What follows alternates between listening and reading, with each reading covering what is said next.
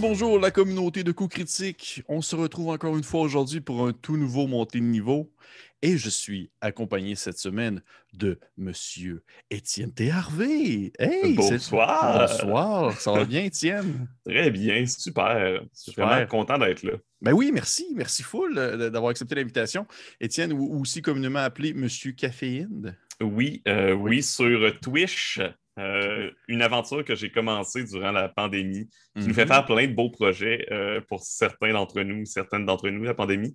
Donc, j'ai commencé cette aventure-là durant justement le temps où je ne pouvais pas m'adonner à mes autres projets. Et dis-moi donc, avant de commencer justement, les questionnements, en fait, deux choses. De un, quoi de neuf? Qu'est-ce que tu fais ces temps-ci? Qu'est-ce qui se passe justement pour Monsieur Caféine? C'est quoi les projets qui se passent et tout? Monsieur Caféine, c'est un peu mon terrain de jeu pour faire ce que je veux. Puis que les gens me suivent là-dessus, je suis assez impressionné à quel point les gens me suivent. On est à plus de 500 personnes qui me suivent, toujours plein de belles gens présents. Essentiellement, je fais des streams en personnage parfois. Donc, c'est un peu mon équivalent du GN sur Twitch. Je fais du jeu de rôle. On a commencé des campagnes d'Iron Sworn qu'on pourra, peut-être qu'on va pouvoir en reparler éventuellement, mais qui est un jeu de rôle qui est rendu un de mes jeux de rôle, je pense, dada depuis quelques temps. Euh, on va commencer bientôt sur la chaîne de mon collègue qui est Tyranneuil du Urban Shadows, donc un autre jeu que j'apprécie grandement. Et c'est ça. Donc, mon petit terrain de jeu pour de tout. De Pour faire tout de tout. et de tout. Ben écoute, tant mieux, cool, je suis content. Puis pour les gens qui nous écoutent présentement à la maison et qui ne connaissent pas Étienne, Étienne est, selon moi, un des grands piliers créateurs, si on veut, du milieu jeu de rôle québécois dans son partage pour la communauté et pour aussi le public. Je trouve que tu es dans les précurseurs qui ont vraiment débuté tout ça. Et je trouve ça vraiment important de t'avoir justement à la chaîne pour discuter de tout cela. Et oui, effectivement, j'ai une de mes questions qui parle de Iron Sworn. Je te le jure. Parfait. Fait que, hey, on va commencer ça si ça te va. Dans le fond, je rappelle pour les personnes qui écoutent et qui ne sont pas habituées au format, j'ai ici mon petit sac, dans le fond, qui est comme mon petit bag of holding avec ma petite lèche dessus, et dans laquelle je pige des questions au hasard qui sont pour Étienne. Il y en a qui sont totalement très aléatoires dans le sens qu'ils ne sont pas nécessairement spécifiques pour lui, alors qu'il y en a d'autres que j'ai vraiment écrits dans le contexte de savoir que j'allais avoir Étienne comme invité cette semaine. Donc, Moi ça, tes questions. on commence ça. Je te rappelle, Étienne, si jamais tu trouves qu'une des questions est plate, tu peux me dire passe, puis je vais aller à une autre question.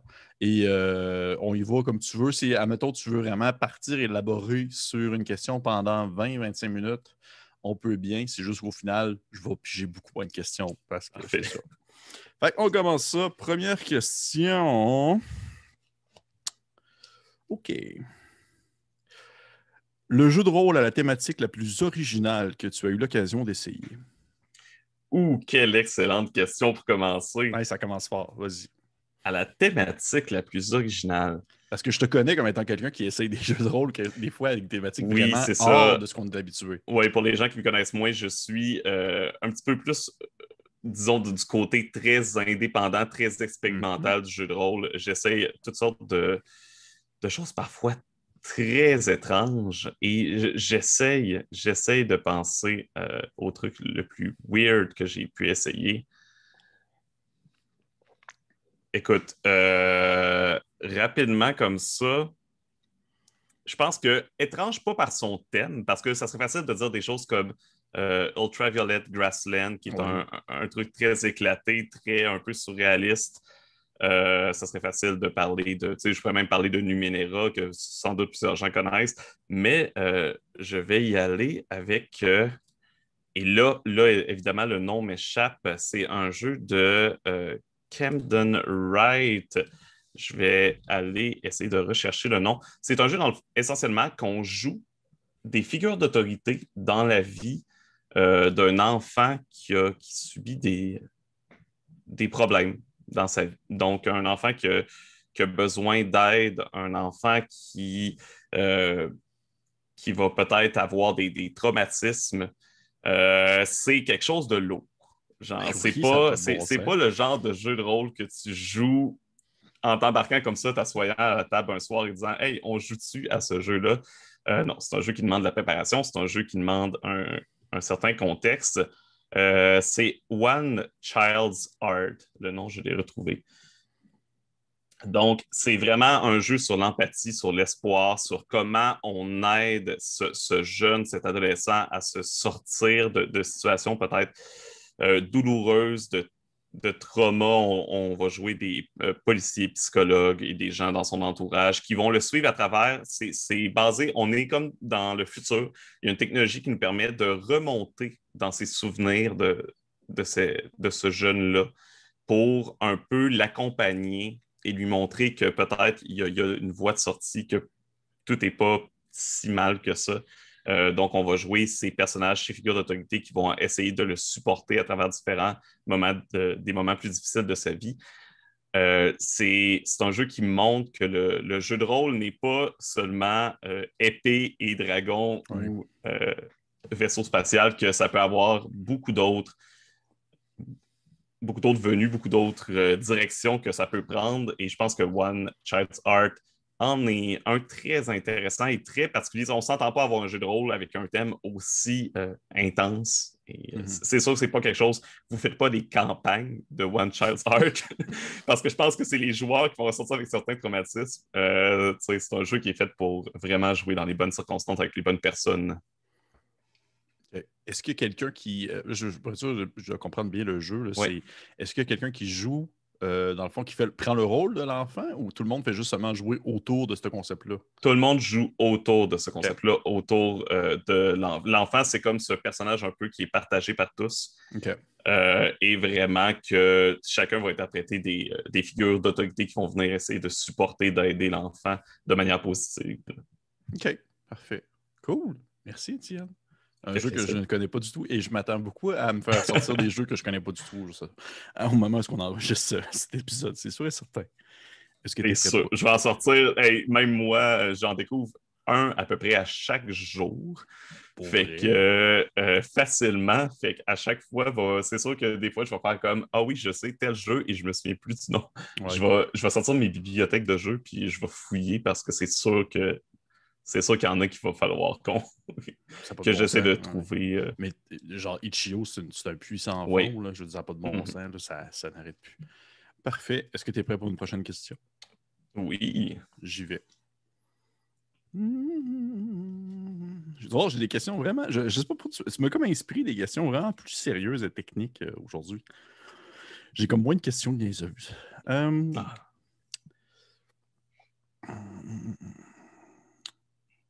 C'est quoi, selon toi, la meilleure technique que les créateurs de contenu peuvent mettre de l'avant pour partager, dans le fond, la passion du jeu de rôle à des néophytes? Oh, c'est une excellente question. Je l'ai dit, regarde, je suis inspiré. Euh, les, Ce que les créateurs de contenu, je dirais, c'est tout simplement rendre le jeu le plus accessible possible euh, et créer une diversité. C'est sûr qu'on parlait de Itch.io, c'est une plateforme merveilleuse que la plupart des jeux que vous avez là-dessus, il y a des jeux qui sont parfaits pour montrer à des néophytes en jeu de rôle, pour initier les gens à ça. Je pense, je ne sais pas si tu as eu l'occasion de le voir ou de l'essayer, For the Queen, ou Pour la Reine en français, euh, un jeu de rôle qui est presque plus un jeu de Oui. société. Oui. Mais j'ai lu beaucoup, tu m'en avais parlé aussi. Mhm. Puis quand tu m'en avais parlé, j'avais été voir, mais j'ai pas eu l'occasion de l'essayer du tout. Ça commence à devenir quand même un phénomène plus grand que je le pensais et je pense que ça ça a le potentiel de devenir encore plus gros. C'est imaginer un jeu de rôle qu'il n'y a pas de règles à lire. Tu lis les règles en jouant, essentiellement. Et une Mhm. partie peut durer 20 minutes. Mais tout OK. le monde autour, et ça se joue seulement avec des cartes. OK. ça peut se jouer. J'ai fait en convention, à chaque fois qu'il y avait des gens qui cherchaient un jeu de rôle puis que les plages horaires ne concordaient pas puis qu'on n'avait pas le temps de faire une partie, j'étais comme, on sort For the Queen, on joue, puis à chaque fois, c'était avec des gens qui n'avaient jamais joué à des jeux de rôle ou c'était avec des gens qui n'étaient pas habitués à ce genre de jeu. Mais ça a toujours eu du succès parce que tout ce que ça demande, c'est de lire. Par exemple, on est dans l'entourage de la reine. On choisit notre reine au début, inspiré d'une image, et ça va dire, OK, ben, une fois la reine t'a châtié. Pour quelle raison elle t'a châtié? Qu'est-ce que tu as fait? Et là, on commence, on explique, on invente. Et après, c'est des questions comme ça qui sont posées chacun notre tour aux autres, et tout le monde va bâtir sur ce que les autres ont répondu, et ça va créer au final une histoire. C'est super simple, mais souvent, ce que les gens qui commencent le jeu de rôle, ce qu'ils ont besoin, je pense, c'est d'un support. Oui. C'est les jeux de rôle traditionnels sont ce que j'appelle plus traditionnels avec un maître de jeu sont bien aussi parce que le maître de jeu est ce support-là. Il est là vraiment pour guider les gens. Puis ça, je pense que c'est un rôle très important de guide. Et parfois, le jeu peut faire aussi ce rôle-là. Donc, il va pouvoir vraiment aider les personnes en donnant des prompts, en donnant des pistes d'histoire qui va être beaucoup plus qui va nourrir un petit peu plus l'imagination des autres. OK. Et juste par questionnement, For the Queen, tu me dis, dans le fond, il n'y a pas de règles, mais est-ce que ces règles-là sont inventées à mesure par les joueurs ou plutôt, justement, ils sont découvertes, dans le fond, à mesure qu'on joue? Essentiellement, tu prends le paquet de cartes, Oui. tu tournes la première carte, c'est la première règle. Tu OK. tournes la deuxième carte, c'est la deuxième règle, et après, le jeu commence. Le paquet est fait pour, dans le fond, que tu peux acheter le jeu, t'asseoir avec ta table, déballer le jeu et commencer à jouer. Tu n'as pas de préparation à avoir. OK.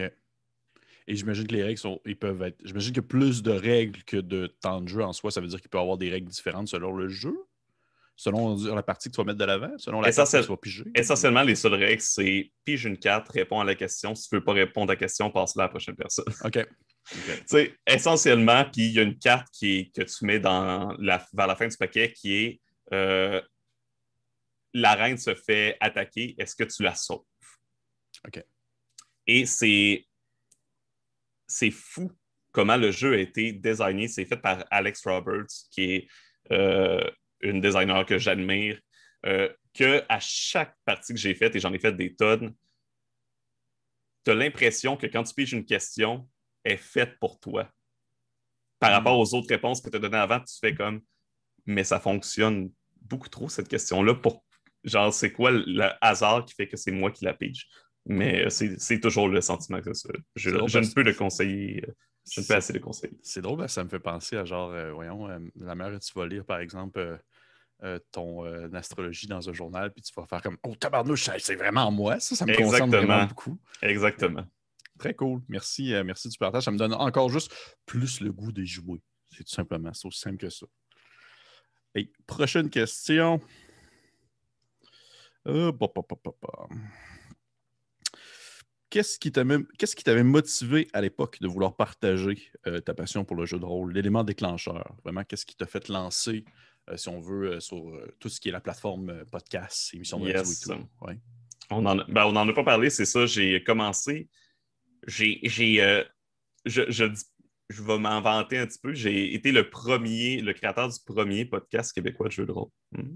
Malheureux que j'ai quitté depuis, je l'ai laissé voler de ses propres ailes avec mes co-créateurs qui sont restés à la barre, qui s'appellent Les Aventureux. Et essentiellement, ce qui m'a motivé à partir de ça, c'est que je jouais énormément déjà aux jeux de rôle. Tu sais, je joue depuis que j'ai 5 ans. Euh, c'est mon père qui m'a initié à ça. Mais tu sais, j'étais beaucoup dans Donjon et j'avais une petite insatisfaction tout le temps avec Donjon Dragon. J'adorais le jeu de rôle. Genre, ça reste une passion, mais à chaque fois que j'avais une partie de Donjon, je suis comme, j'aime pas les combats, je trouve ça long. Ça m'énerve d'aller voir tout le temps dans les livres de règles. Il y a quelque chose qui fonctionnait pas avec la manière dont j'aimais jouer. Puis à un moment donné, j'écoutais, c'était l'émission Tabletop de Will Wheaton à Ouais. l'époque sur Geek and Sundry. Et il a joué à Fiasco. Et là, j'ai fait, c'est quoi ce jeu-là?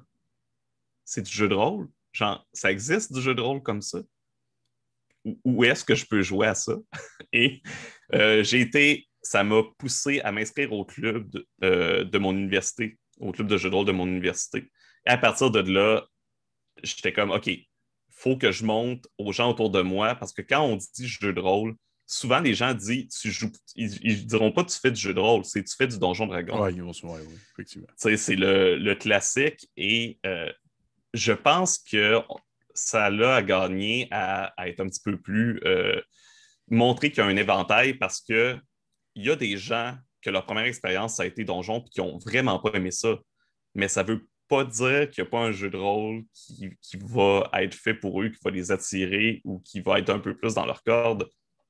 Je pense que c'est juste qu'il faut voir cette diversité-là. Et c'est ça qui m'a poussé à essayer de la montrer, cette belle diversité. OK. Puis, comment tu t'en es... Comment je pourrais dire ça? C'était quoi ton processus pour monter le projet au complet? Tu t'es dit en premier, je vais me trouver des collaborateurs, puis ensuite, je vais apprendre comment faire, ou tu as appris comment faire, pour ça, tu as des gens qui se sont greffés à toi. Ça a été quoi le cheminement un peu? Comme la plupart de mes projets, c'est des gros coups de tête. Et j'étais à l'époque co-administrateur de la page Québec Jeux de rôle sur table. C'était plus à sa naissance, c'était à ses débuts.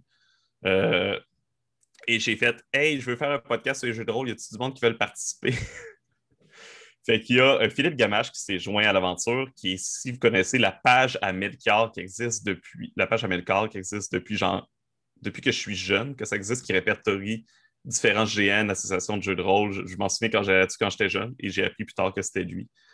Et mon oncle Marc Vallière, qui s'est joué à nous, qui est une personne que j'adore, mais quand il s'est joué aux aventureux, il avait joué à rien d'autre qu'à Donjon 3.5 puis qu'à Game. Okay. Mais il avait trippé, puis il dit j'ai pas d'expérience dans les jeux de rôle, tant que ça, mais j'aimerais ça me joindre à vous pour comme être cette personne qui va poser des questions puis qui va pas nécessairement savoir dans quoi il s'embarque. Et on a embarqué après dans une merveilleuse aventure. Il y a plein de gens qui se sont joints à ça. Fait que c'est vraiment... Ça a été ça le processus. Ça a été j'ai besoin d'aide et les gens se sont greffés. Parfait. Ça remonte à quelle année, ça, environ? Ça fait quand même vraiment longtemps, là. Ça fait... Les aventureux, ça doit avoir au moins 6-7 ans. Quand même. Oui, ça fait un bon bout de temps que ça existe. En 2005, ça fait 6 ans. Okay. Donc, c'est en 2015, je veux dire, pas en 2005. 2015 que j'ai starté ça. Okay. Quand même, c'est vraiment, tu sais, à l'époque, avant que les jeux de rôle soient cool, avant que ça soit vraiment plus... Je suis un éternel hipster. Je l'assume. Pour de vrai, oui. Je te lève mon chapeau. Je trouve que ça a été un lancement, ça a été un boom pour tout ce qui s'en est suivi par le reste. C'est vraiment... je trouve que c'est un très beau projet, puis je suis content de voir que tu as grandi là-dedans, puis je suis capable de voir aussi que tu as été capable de, on va dire, de le laisser aller pour faire tes autres choses, puis justement de le laisser voler de ses propres ailes. T'es un oiseau devenu adulte. Cool, Étienne. Cool. Merci de ce partage historique. Ça fait plaisir. Prochaine question.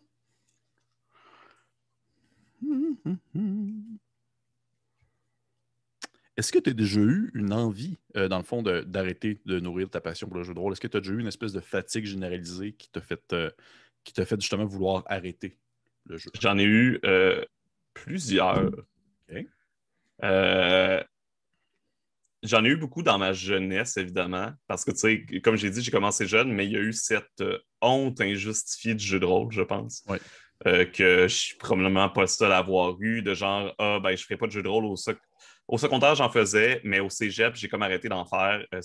Je voulais être cool. Pour vrai, toi, c'est ça. Moi, c'est le contraire. Au secondaire, c'était poche, puis au cégep, c'était comme cool. Non, au cégep, j'étais en théâtre. Je me suis beaucoup concentré là-dessus. J'aimais encore le jeu de rôle. Ça a juste, je pense, pas donné tant que ça. Okay. À l'université, j'ai recommencé tranquillement à y toucher. Mais je me disais, je me concentrais dans mes études, évidemment. Et à un moment donné, je me suis dit, il y a une année, avec une de mes amies qui est maintenant ma conjointe, je me suis dit, il faut qu'on s'inscrive absolument au club de jeux de rôle de l'université.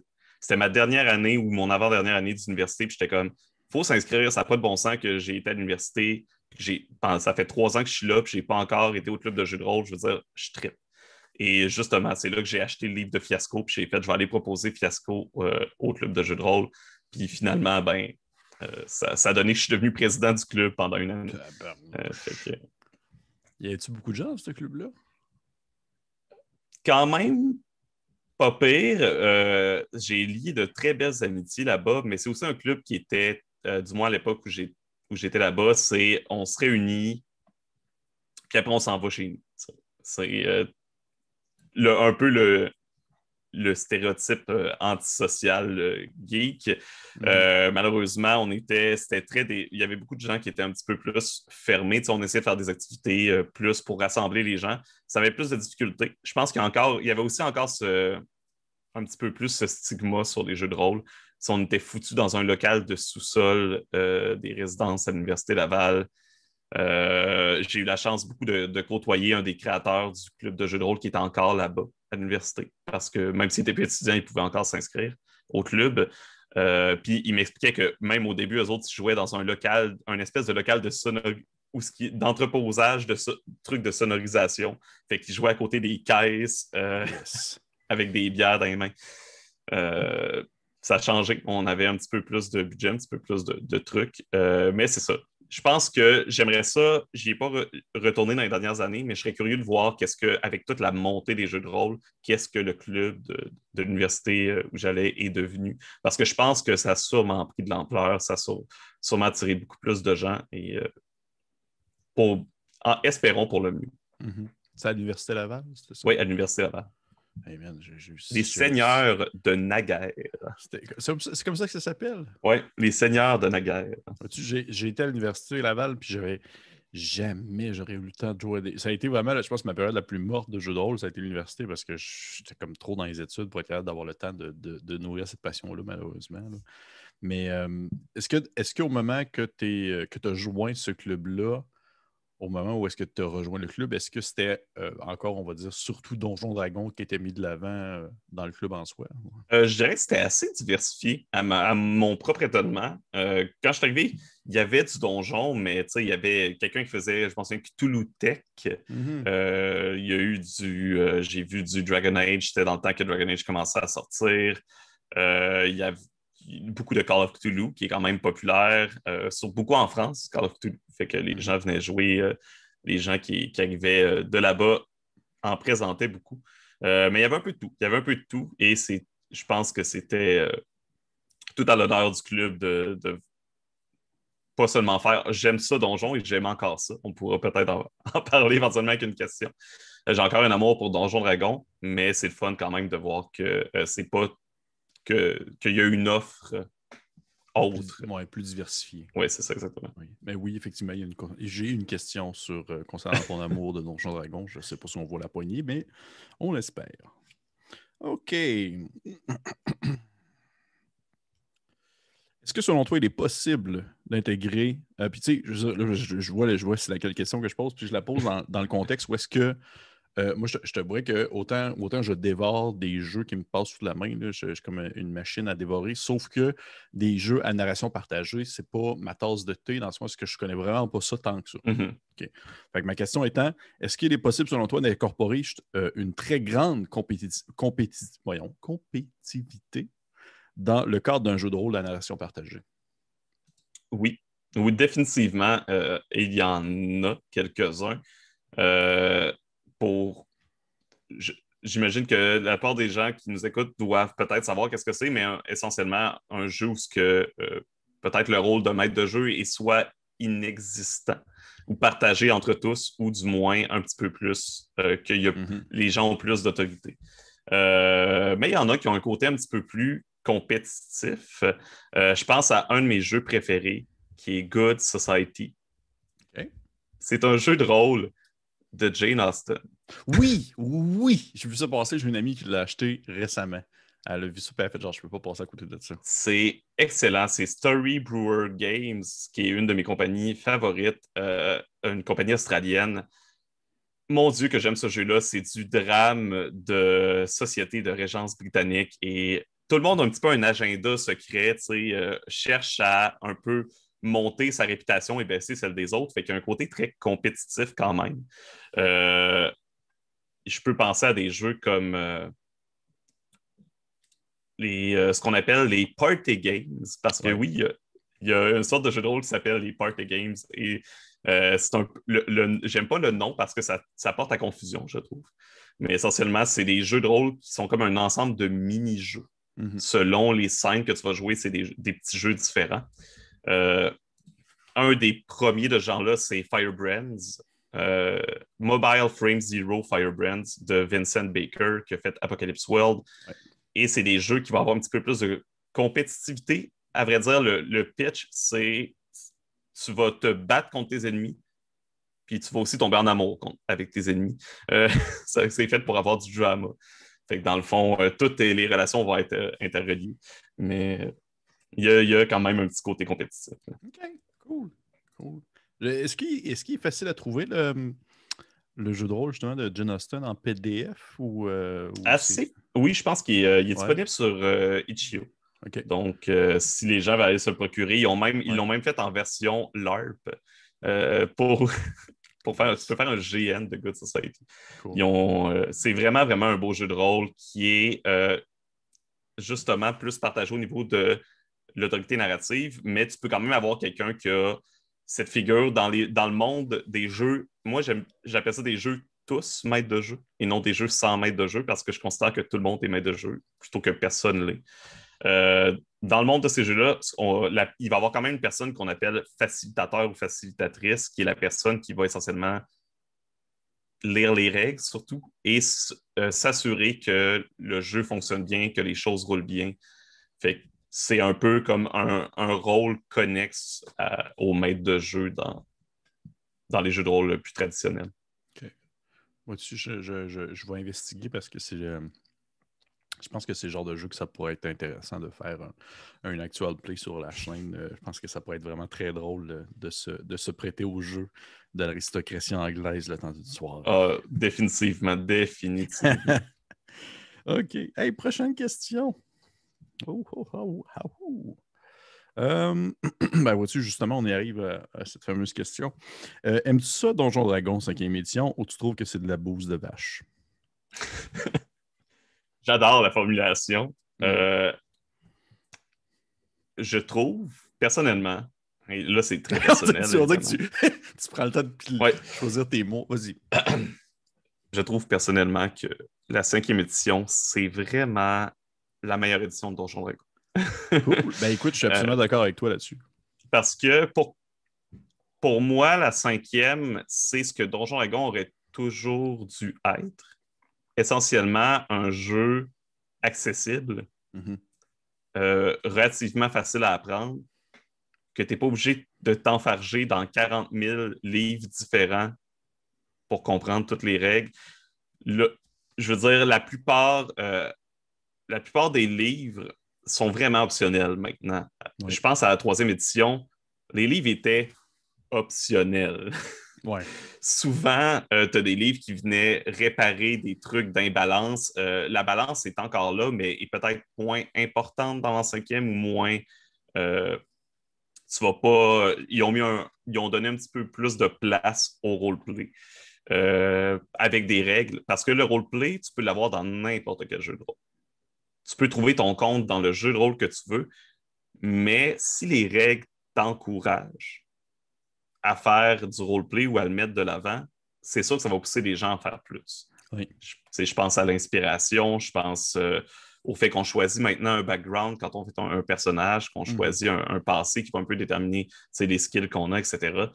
Toutes des petites additions qui sont inspirées à gauche et à droite. Je connais quelqu'un de Montréal, là j'oublie son nom, un blogueur de Montréal qui est allé faire jouer les gens de Wizards à des jeux indie comme Dungeon Well et d'autres jeux comme ça pour justement, il a joué avec les gens de Wizards pour que tous ces gens-là voient qu'est-ce qui se fait. Et il y a beaucoup de passionnés de jeux indépendants dans l'équipe de Wizards, encore plus aujourd'hui.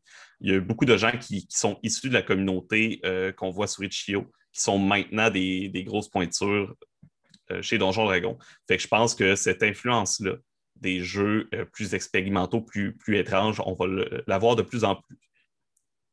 Wow. Très cool. Ben, écoute, je suis vraiment content de savoir que tu apprécies quand même Donjon Dragon 5 pour ce qu'il peut offrir. Est-ce que tu trouvais que Donjon Dragon, exemple, euh, justement la 3.5 ou la 3, c'était quelque chose d'accessible ou tu considères que c'est vraiment pas un jeu de néophyte? Je considère que c'est le pire jeu pour initier. Non, mais OK. pas le pire, mais c'est vraiment pas un bon jeu. Genre, j'ai commencé, je pense que j'ai commencé sur la 2, c'est encore pire. Mais je trouvais ça tellement ardu d'initier des gens sur la troisième édition, sur la 3.5. Je trouve tellement que c'est du jeu de rôle mathématique. Et ça veut pas dire que c'est pas bon. Non, effectivement. Ce que je dis, c'est que c'est pas fait pour moi et que je pense que c'est. Il y a beaucoup de gens qui c'est ce qu'ils recherchent. On voit beaucoup de gens qui disent qu'ils ne jurent encore que par l'édition 3.5, qui ne Mhm. veulent pas passer à cinquième. Il y en a une tonne de gens comme ça et c'est tout à fait normal parce que la 3.5 va apporter un aspect beaucoup plus tactique.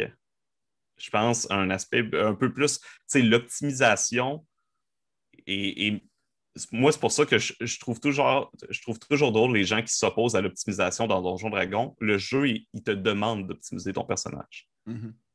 C'est un jeu de combat. C'est sûr que les gens vont vouloir l'optimiser. Je ne suis pas un optimisateur, puis j'essaye quand même un petit peu que tu veux que ton personnage puisse survivre une attaque de vedette. Ouais. Tu veux pas qu'il meure avec une morsure d'écureuil. Fait que normalement, tu vas essayer de le rendre un petit peu plus avec un petit peu plus de coffre capable de survivre. Mais c'est ça.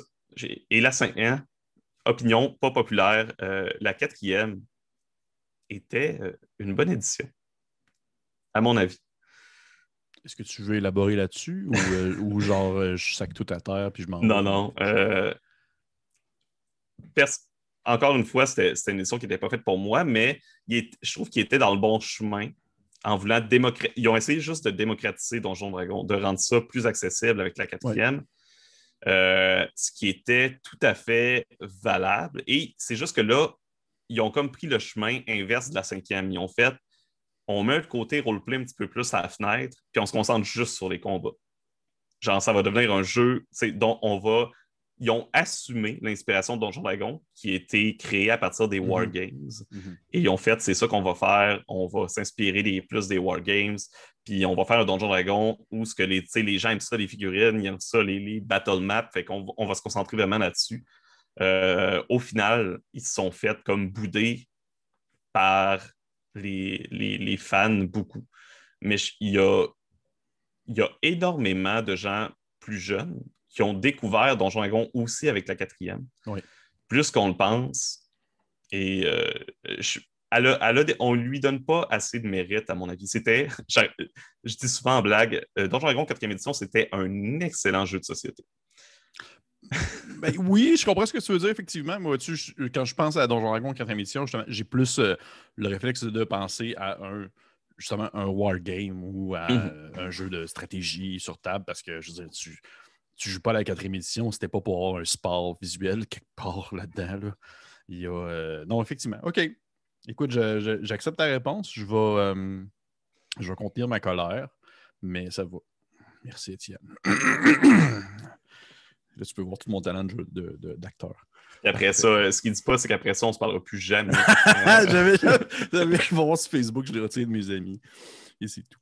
Donc, hey, prochaine question. Oh oui, ça, là, j'avais hâte de pogner.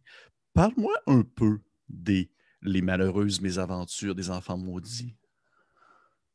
Oh mon Dieu! Hey, écoute. OK. Contexte. Sous le bannière de ce qu'on appelle le narratorium, qui est un peu ma compagnie de jeux de rôle et de grandeur nature, au début de la pandémie, Mhm. je me cherchais des projets comme d'habitude.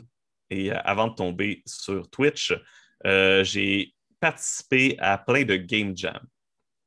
Donc, sur Itch.io, si vous êtes intéressé, si vous êtes des créatrices ou des créateurs de jeux de rôle, il y a énormément de game jams francophones. La communauté francophone sur Itch.io est super active, très grande. Ça vaut la peine d'aller les voir. Et c'est ça, j'ai participé à différents game jams qui donnaient des thèmes et qui visaient à tout simplement créer un jeu de rôle. Et un des jeux de rôle que j'ai créé, donc, c'est les Malheureuses Mésaventures des Enfants Maudits, qui est un peu un jeu de rôle inspiré des jeux propulsés par l'Apocalypse, pour ceux et celles qui connaissent, donc Apocalypse World, Dungeon World, Urban Shadows, etc. Dans le- et qui s'inspirait des malheureuses aventures des orphelins Baudelaire, des choses comme ça. Donc, un petit peu comédie, ambiance noire, pas noire, mais gothique plutôt. Un petit dark. Donc, c'est un jeu que tu joues des enfants qui perdent leur chemin de la maison pour une raison X, qui sont chez des... et qui vont essayer de trouver, dans le fond, leur vraie maison. Fait que ça se peut que tu commences dans une famille d'accueil, ça se peut que tu commences dans un orphelinat, le classique de ces espèces d'histoires-là. Et ton but, c'est de trouver ton chez-soi. Parce que le thème du jam, c'était le jam chez moi. Donc, parce que c'était le premier jam Ouais. qu'on était pris chez nous. Fait que j'ai mis ce thème-là pour dire, bon, justement, ça va être des enfants qui cherchent leur chez-soi. Et à la fin de cette histoire-là, tu es censé ils vivent toutes sortes de mésaventures qui sont contrôlées par les jets de dés. Et à la fin, ils trouvent leur maison, qui peut peut-être une nouvelle famille, peut-être que finalement, c'était l'endroit auquel ils commençaient au début de l'aventure, c'était finalement leur chez-soi, mais ils ne réalisaient pas. Donc, toutes sortes de petits trucs comme ça. Un jeu qui a encore du travail à faire. Il y a encore, je ne suis pas retourné. Mes jeux de Game Jam, si jamais vous allez les voir, ce qui se passe en Game Jam, c'est que tu rushes ton jeu, tu le sors, puis après tu fais Oh boy. Oh boy. Je pensais que tu allais me dire ce qui se passe en En Game Game Jam, Jam ça reste en reste en Game Game Jam. Jam. Mais Écoutez, OK, cool. j'ai même un jeu sur la thème de la merde. Hein? Ouais, je pense que j'ai vu ça passer. Oui, ça s'appelle Bécosse, tout ça? Oui, exactement, que j'ai créé avec mon ami Bruno Tremblay. C'était Mathieu B, une personne que j'admire et que j'adore, qui est une figure proéminente du jeu de rôle indépendant francophone, auteur de nombreuses traductions de jeux de rôle indépendants aussi, qui a fait pour le Poisson d'avril l'année dernière une jam qui s'appelait Donjon et Cacanalisation. Oh mon Dieu Seigneur, qu'on est. Ah, OK. Et il y a tellement des trucs pas croyables qui sont sortis de cette jam-là. Et notre jeu Bécosse a eu un succès fou en Belgique. Donc, merci aux gens de Belgique qui ont joué à Bécosse. C'est Fait que, hein, on, c'est quoi Bécosse? Ouais, c'est moi Bécosse. c'est un jeu qu'on joue un aventurier essentiellement, qu'au milieu de son aventure, il a vraiment fallu qu'il aille à Bécosse. OK.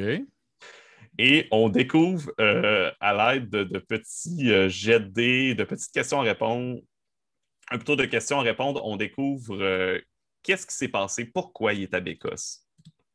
Et c'est tout. C'est un petit jeu très simple qui dure pas trop longtemps, 100 mètres de jeu. Au début, on demande quel est le nom de l'aventurier, c'est quoi ses traits physiques, son métier, ses qualités, ses défauts. Après, c'est OK, c'était quoi sa quête? C'était quoi son objectif? C'était quoi la récompense de la quête? C'est vraiment d'installer en posant des questions à chaque personne autour de la table. Et à la fin, on rentre dans le juteux de l'aventure. Hein? Pourquoi il est dans les bécosses? C'est le pire mot que tu pouvais utiliser pour décrire ton jeu. Et voilà. Mais oui, OK. c'est étonnamment, je pense, un de mes jeux duquel je suis le plus fier.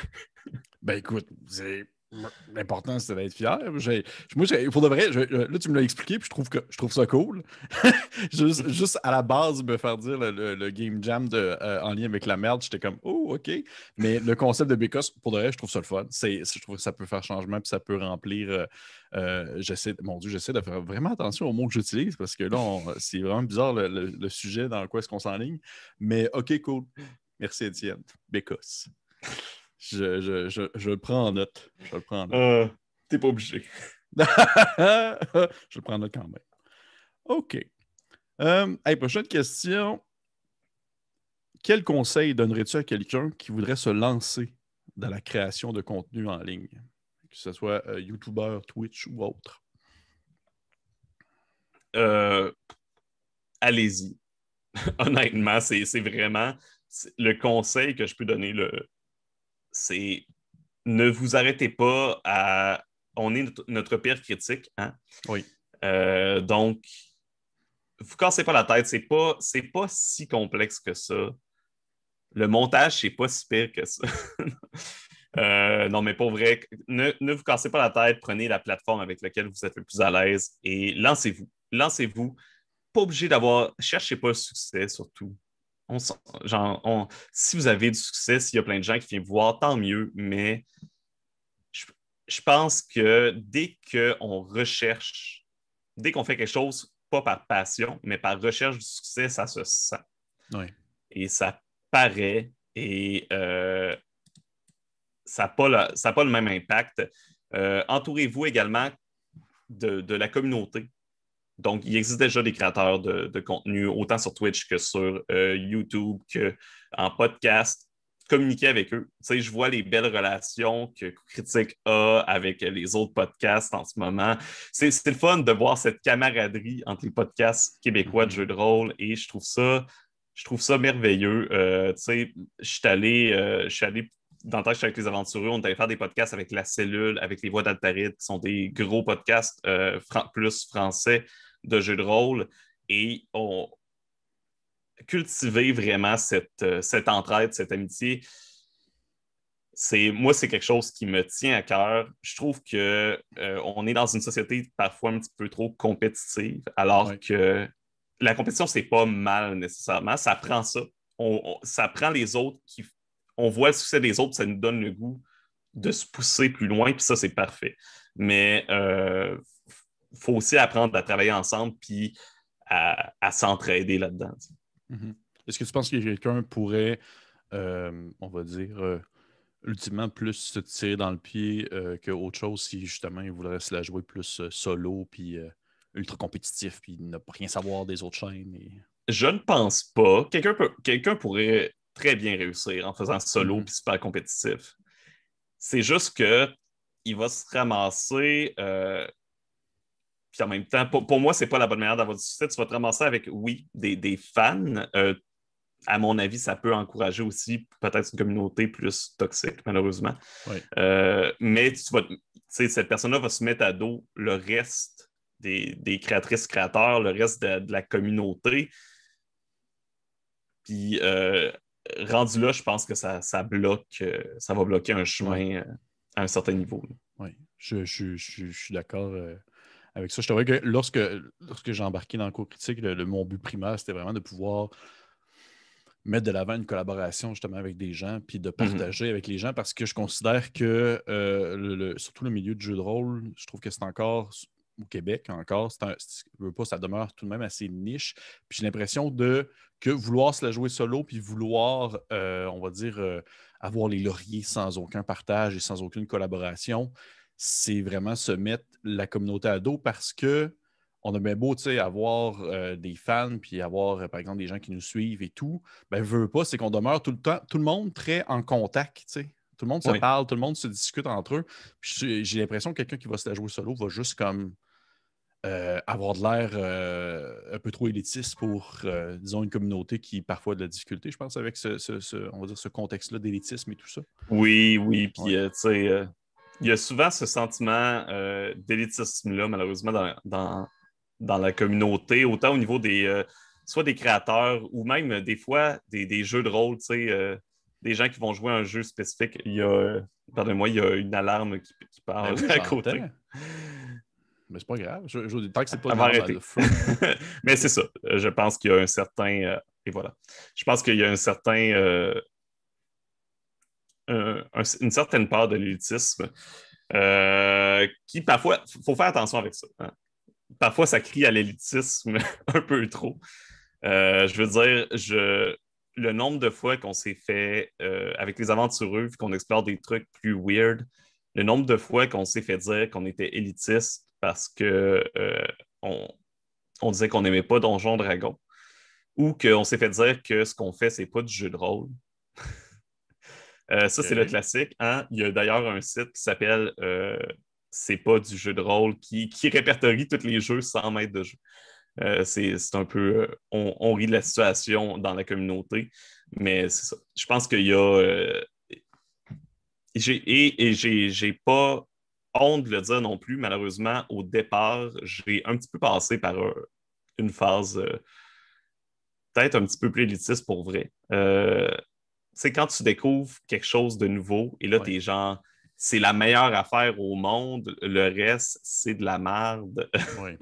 J'ai malheureusement eu une petite passe comme ça et après, tu te rends compte que c'est comme, non, non, c'est juste que c'est pas fait pour les mêmes personnes.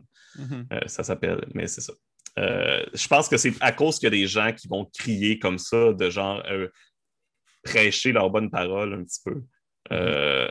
C'est un peu ce stigma d'élitisme qui reste. Puis on le voit même avec Donjon Dragon, tu sais, t'as des gens qui vont être telle édition, c'est la seule vraie édition, les autres, c'est tout du n'importe quoi, ils ont brisé toute la franchise. Tu sais, il y a des gens qui disent ça de la cinquième, alors que la cinquième, ça a créé la popularité qu'on connaît aujourd'hui Ouais. de Donjon Dragon et du jeu de rôle en général. Oui, absolument. Ben, il y a des gens qui sont très. Je veux dire, qui ont un esprit beaucoup plus ce qu'on appelle du gatekeeping. Là. Ils auraient voulu que ça soit justement peut-être moins populaire pour que ça soit peut-être moins dénaturé selon leur point de vue à eux personnellement. Là. Ouais. On s'entend. Là. Mais est-ce que tu trouves qu'il y a encore aujourd'hui, tu vois-tu, je saute d'une question à l'autre parce que ça, c'est dans mes questions que je pouvais piger, puis je la lance de même parce que je trouve qu'on est dans le bon sujet, puis c'est intéressant. Là. Mais est-ce que tu trouves qu'actuellement, justement, avec la popularisation de Donjons Dragons et des jeux de rôle en général, tu perçois de ton point de vue moins d'élitisme?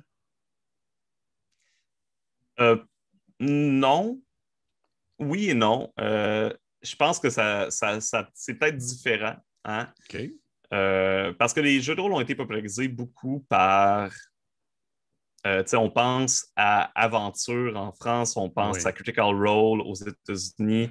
Il y a, je pense, c'est Roll and Play également en France qui est très Oui. populaire. Oui. Même ce que Etu Games, ce que Critique fait, etc., c'est des versions plus léchées, un petit peu plus Oui. du jeu de rôle. C'est des versions plus travaillées et même ce qu'on faisait parfois avec les aventureux. Et des fois, ça montre. euh, ça montre une façon de faire le jeu de rôle. Ça montre une façon plus stagée un peu parce qu'on est conscient qu'on a un public, c'est différent. Je pense que tu peux en témoigner. C'est un peu différent que quand tu joues ou quand tu es maître de jeu en sachant très bien qu'il y a des gens qui vont écouter ce que tu fais. Ah, définitivement.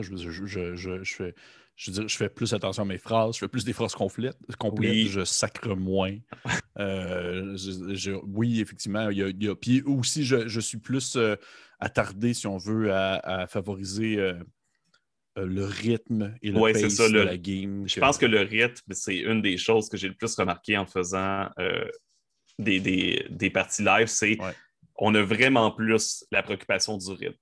ouais. C'est quand tu joues avec tes amis, tu peux te permettre de partir sur une niaiserie, de dire des blagues pendant une minute, puis la part du temps, ça va déranger personne. Là, c'est comme, OK, là, on peut pas faire 1 heure et demie de combat sur une partie qui va être enregistrée, qui va être diffusée parce que les gens qui écoutent risquent de s'emmerder. Tu Ouais. as toutes ces préoccupations-là en tête. Et le danger, c'est que les gens pensent que toutes les parties doivent être comme celles qu'ils voient, je crois, sur les internets, alors que jouez comme vous voulez tant que vous avez du fun, on s'en fout. Oui, C'est exactement. vraiment ça. Là. Exactement. Oui. Mais est-ce que, dans le fond, est-ce que tu partageais ça parce que tu as l'impression qu'il y a on va dire, une certaine forme d'élitisme envers justement les gens qui vont justement avoir une approche un peu plus léchée d'une façon pas nécessaire. Ouais, J'aime pas le terme stagé, mais je comprends ce que tu voulais dire. Là. ouais Mais c'est un ça. peu C'est pas plus. négativement que je le Ouais, non, dis. c'est ça. Mais Mais, justement, par rapport à ça, c'est ça. ça, je pense que c'est que les gens, souvent, qui embarquent dans le. Ça vient peut-être des gens qui sont plus récents. L'élitisme, c'est ils s'attendent à avoir une partie comme ça. Ouais. Et c'est pas, c'est comme un élitisme un peu différent. C'est vraiment juste qu'ils s'attendent à avoir comme la partie parfaite, à avoir le maître de jeu avec ses accessoires, qui est debout dans son tout le temps, qui joue, qui interprète les personnages au Mhm. maximum, qui fait des voix très différentes, qui va les englober dans l'univers, etc. Euh, alors que c'est pas tous les maîtres de jeu qui vont être comme ça. Je veux dire, on est tous maîtres de jeu d'une manière différente. Il y a différents styles de jeu. Fait que je pense que ça crée. C'est peut-être. Je ne parlerai pas nécessairement d'élitisme, mais ça crée des attentes Ouais. peut-être parfois un petit peu trop hautes, à mon avis. Un peu irréaliste, effectivement. Ouais. Ben, je veux dire, je suis probablement que tu es très familier avec ce qu'on appelle le Matthew Mercer effect. Là. Je veux dire, ouais, c'est exactement ça. C'est des attentes qui ne se peuvent pas. Là. On L'important, n'est c'est pas tous justement. des voice actors Non, c'est avec ça. des années Non, d'expérience. c'est ça. Comment, laissez-nous une chance. Mais, OK, cool. Hey, Étienne, je vois le temps passer et ça va faire bientôt. On a dépassé en fait notre temps, mais c'est pas grave. Je trouve que c'est super intéressant. Fait que ce que je vais faire, c'est que je vais te poser une dernière question, puis ensuite, je vais te poser ma question bonus. Est-ce que ça te va? Ça me va parfaitement. Parfait. Donc, ma dernière question étant la suivante. On va piger ça. Et vois-tu, je rêvais de piger cette question-là. Pourquoi est-ce que Iron Sworn, c'est un bon jeu? Oh. Euh, Iron Sworn, c'est un excellent jeu parce que c'est un jeu qui est complet, qui s'inspire beaucoup des PBTA, mais qui va euh, aller dans une autre direction. C'est un jeu que tu peux jouer en solo. OK. C'est un jeu que tu peux jouer à plusieurs avec un maître de jeu. C'est un jeu que tu peux jouer à plusieurs sans maître de jeu. Fait que c'est un jeu très, vraiment très diversifié au niveau des façons que tu peux le modeler. Euh, c'est un jeu que le jeu peut être le maître de jeu. On pourrait être 4 joueurs, joueuses et laisser le jeu nous guider. Comment Mais ça marche? ça fonctionne avec un oracle qui serait essentiellement des tables aléatoires, tout simplement. Genre, un classique, mais les tables sont bien faites pour. Ils ne vont pas te donner des réponses. La table va te poser des questions plus qu'autre chose. OK. Où elle va te donner, tu te dis, ben, qu'est-ce qui pourrait arriver comme conséquence à cet endroit-là?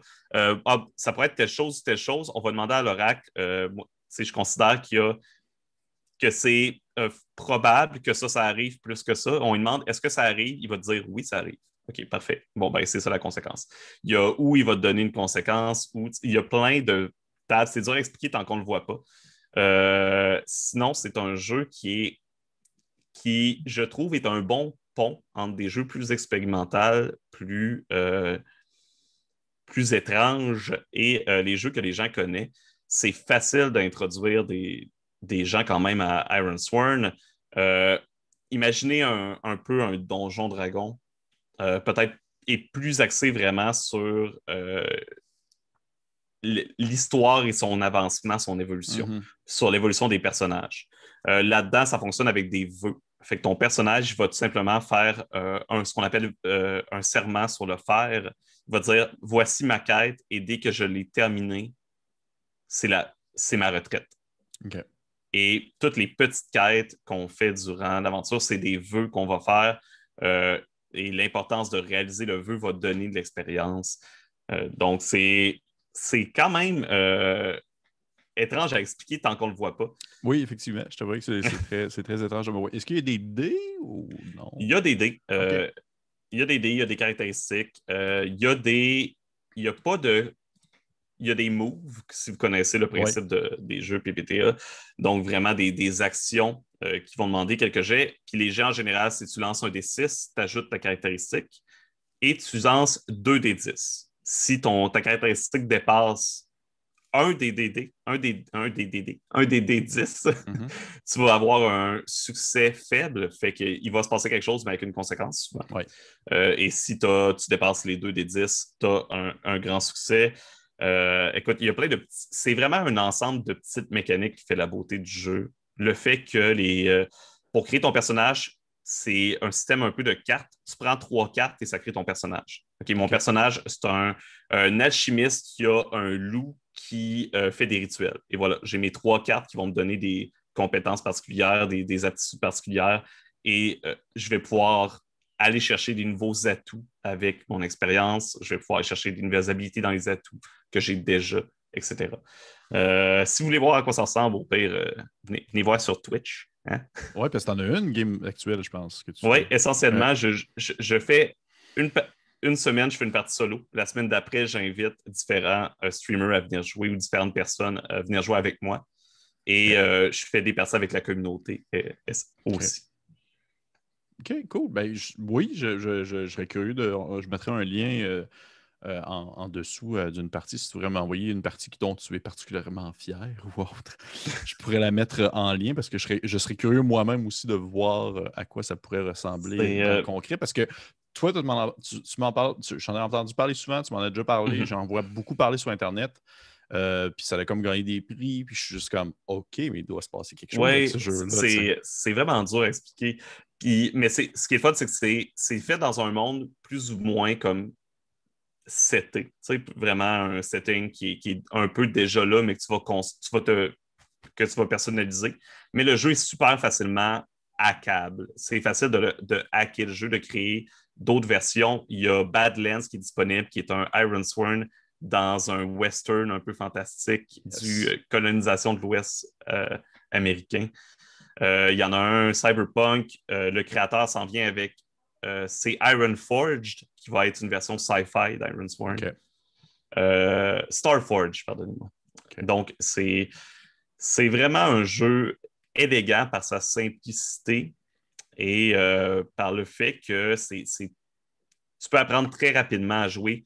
Une fois que tu as appris à jouer, tu n'as pas à passer tu n'auras plus jamais à aller dans le livre de règles. Et si vous jouez en ligne, du moins sur Roll20, mon Dieu que la fiche est merveilleuse. Pour eux, ça se joue bien sur Roll20? Oui, parce que tous les oracles, tous les jets que tu peux faire sont vraiment automatisés, fait que ça rend les choses vraiment simples et magnifiques.